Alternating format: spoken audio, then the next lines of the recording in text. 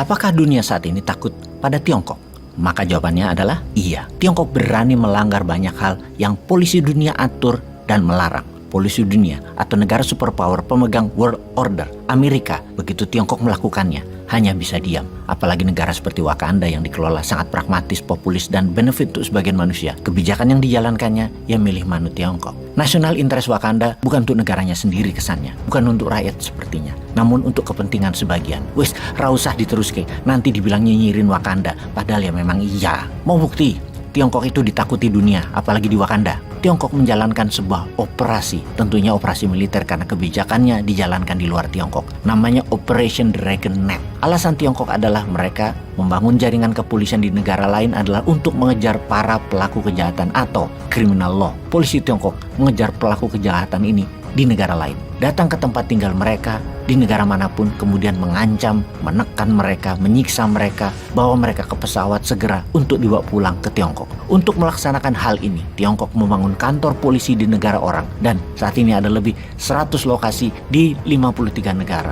Tiongkok memiliki kantor polisi tersebut, dan hal ini sesungguhnya melanggar hukum banyak negara. Yang mengerikan adalah negara-negara tersebut tahu apa yang dilakukan polisi Tiongkok tersebut, namun memilih diam karena takut. Atau negara tersebut melihat dari sisi yang lain, memang melanggar hukum antar negara, mengancam orang, menyiksa orang. Namun karena hal itu dianggap warga Tiongkok, ya banyak negara mendiamkan saja. Namun sesungguhnya hukum suatu negara berlaku di wilayahnya, mau itu warganya sendiri atau warga asing. Tapi karena melihat benefit, yaitu takut investasi Tiongkok berkurang, maka memilih harga diri negaranya dijual saja. Karena itu kita bisa pastikan bahwa kalimat dunia takut dengan Tiongkok adalah benar. Polisi itu dikategorikan penjaga keamanan nasional Tiongkok, dan apa yang mereka lakukan di negara orang tadi, mereka menjadi polisi atas warga Tiongkok di negara-negara tersebut. Ketika mereka melakukan pengejaran terhadap para tersangka, polisi Tiongkok tersebut melakukan hal yang biasa mereka lakukan di negaranya, mengikuti target, kemudian menginterogasi,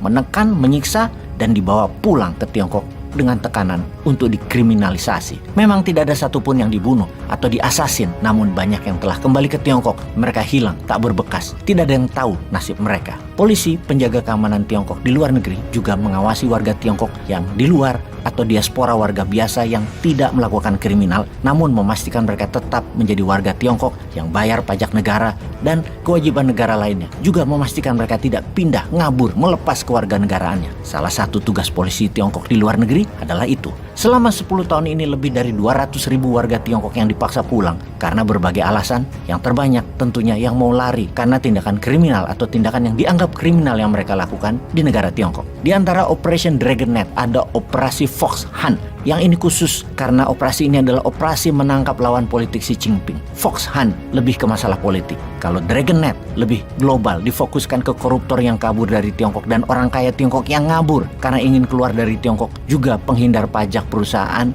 dan pajak pribadi yang besar, alias itulah semua bagian dari Operation Dragon Net. Semua menyangkut national interest. Secara hukum internasional sesungguhnya Tiongkok tidak bisa melakukan apa yang mereka lakukan sekarang ini karena melanggar hukum wilayah sebuah negara. Tidak bisa hukum negara lain dipraktekkan di negara lainnya lagi dengan membawa kekuatan keamanan sendiri di negara lain. Ikuti sistem negara lain tersebut. Biarlah polisi lokal negara lain melakukannya, baru diberikan ke mereka. Sementara warga asing tersebut tidak melakukan tindakan kriminal di negara lain yang mereka tinggali, maka secara hukum tidak bisa dilakukan pemaksaan, penyiksaan terhadap mereka ala Tiongkok. Jadi Operation Dragon Net adalah melanggar hukum internasional, illegal. Hampir di seluruh negara Eropa ada pangkalan polisi Tiongkok tersebut, juga di Amerika Selatan, Afrika, tak terkecuali Kanada dan Amerika, juga di Indonesia dan juga di Wakanda. Sesungguhnya tuan rumah seharusnya melindungi semua orang yang tinggal di negara mereka.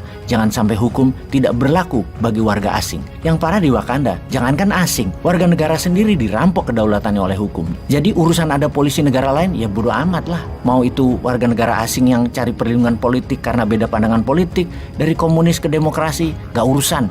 Mau itu pengungsi yang keluarganya disiksa di negara asing, polisi lokal ora urusan. Sakar polisi Tiongkok biarin aja, yang penting gua makan dan jabatan gua cepat dan cuan gua banyak. Yang anehnya ya, sekali lagi, kejadian ini terbanyak di Eropa. Warga Tiongkok yang gerah dengan tekanan politik banyak yang ngabur ke Eropa, dan sudah ribuan yang dipaksa ditekan balik ke Tiongkok. Pelanggaran HAM terjadi di negara yang katanya menjunjung HAM. Eropa adalah benua yang mengajari HAM, yang misalnya berani memberikan sanksi kepada Rusia, namun tidak berani melakukan apapun terhadap terhadap Tiongkok diam saja atas ribuan pelanggaran HAM dan pelanggaran konstitusi lokal negara Eropa. Ini membuktikan mereka, Eropa, takut pada Tiongkok. Oke, apa moral story dari Operation Dragon Knight ini? Indonesia kan negara besar, ada baiknya buat juga Operation Eagle Nest atau operasi sangkar elang untuk bawa balik koruptor-koruptor dan bawa balik uang hasil korupsi di negara lain dan tangkap mereka yang tinggal di luar negeri namun kerja menyedot duit Indonesia namun hasilnya dibawa keluar. Ini kalau benar-benar Indonesia punya nyali terhadap koruptor, walaupun koruptor tadi jadi pendukung dalam pilkada, pilpres dan pileg dan punya nyali untuk berhadapan dengan negara lain, kita tiru Tiongkok, tangkepin para penjahat yang di luar Indonesia itu. Sesekali tiru Tiongkok dong, jangan ikuti maunya Tiongkok terus. Kenapa sih susah bener action buat negara sendiri?